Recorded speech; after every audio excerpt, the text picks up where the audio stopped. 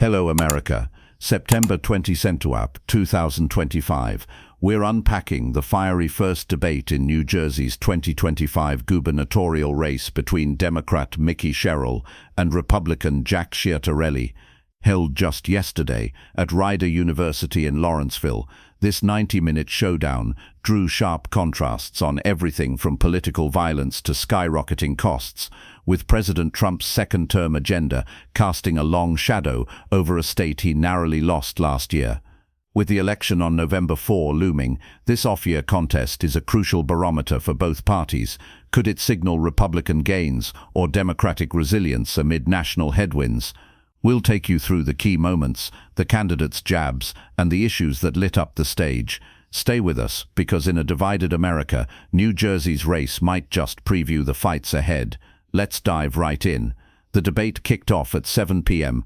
Eastern on September 24th, moderated by Laura Jones of On New Jersey, with panelists including Joey Fox and David Wildstein from the New Jersey Globe, Micah Rasmussen from Rider University's Ribovich Institute, and Sophie Nieto-Munoz from the New Jersey Monitor. Broadcast live on New Jersey and streamed across platforms like Roku, Apple TV and YouTube, it reached audiences statewide and beyond. Sherrill, a 53-year-old U.S. Congresswoman from Montclair representing New Jersey's 11th district since 2019, is a former Navy helicopter pilot and federal prosecutor. She's positioned herself as a moderate Democrat, focused on affordability, women's rights, and national security. Ciattarelli, 63, a former state assemblyman and accountant from Hillsborough, ran a close race against Gov. Phil Murphy in 2021, losing by just 3 points. He's campaigning as a business-minded conservative, emphasizing tax relief, public safety, and opposition to progressive policies. Right out of the gate, political violence emerged as a flashpoint, especially poignant on the day of conservative activist Charlie Kirk's memorial service. Ciattarelli attacked Sherrill for voting yes on a congressional resolution honoring Kirk, but then issuing a statement condemning his views, calling it wrong and divisive. Sherrill fired back, accusing Ciattarelli of hypocrisy for claiming to want unity while bringing up a divisive issue.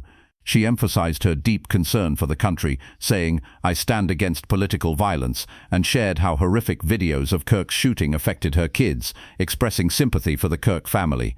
Ciattarelli agreed on the need to take down the temperature in rhetoric, stressing that public officials must avoid division. Both candidates voiced personal safety fears for themselves and their families, reflecting a broader anxiety in politics amid rising threats. The conversation quickly turned to New Jersey's sky-high cost of living, one of the nation's highest, with electricity bills surging due to energy demands from data centers and AI growth. Ciattarelli blamed outgoing Democratic Governor Phil Murphy's offshore wind farms, calling them unpopular at the Jersey Shore and advocating an all-of-the-above energy approach, reopening plants, expanding nuclear in South Jersey, accelerating rooftop solar, and pulling out of the regional greenhouse gas initiative, which he labeled a failed carbon tax.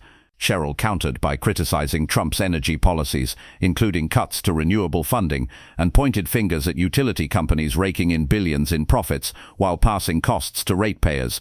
She called for accountability from grid operators and everyone involved, saying, "Everybody at the table is at fault." Trump's influence loomed large, with his one big beautiful bill, the sweeping Republican legislation on taxes, healthcare and more, becoming a major battleground.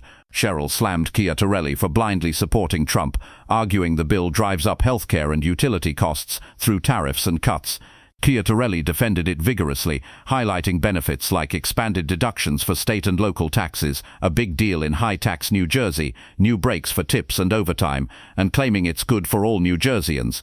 He accused Sherrill of voting no on a bill that helps residents, underscoring how Trump's agenda is testing Democratic strongholds like New Jersey, where Trump lost by 6 points in 2024 but gained ground. Health issues heated up too, with questions on vaccines amid HHS Secretary Robert F. Kennedy Jr.'s controversial push to review guidance.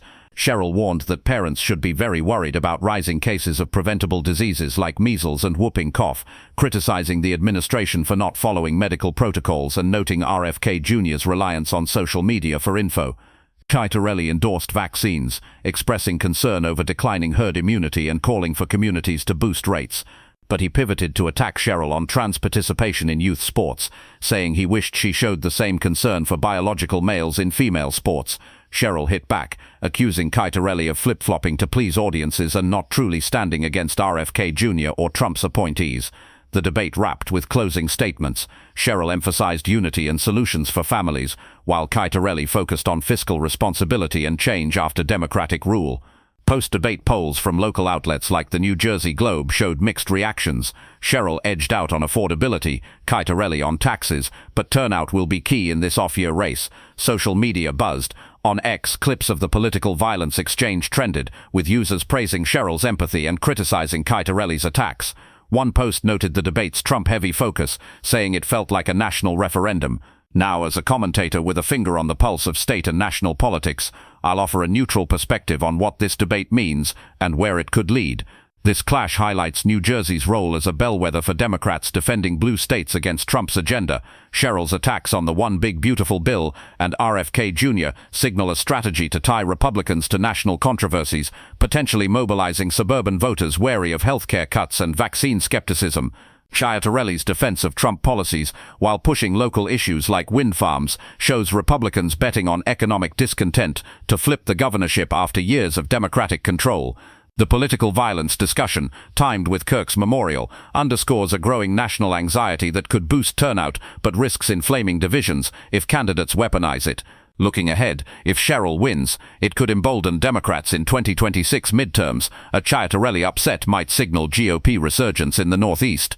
In my view, it's a test of moderation. Can candidates bridge divides on costs and safety, or will polarization dominate, making compromise harder in a Trump-influenced landscape? America, New Jersey's race is one to watch. Unity or more division? Comment below, like, subscribe, and notify.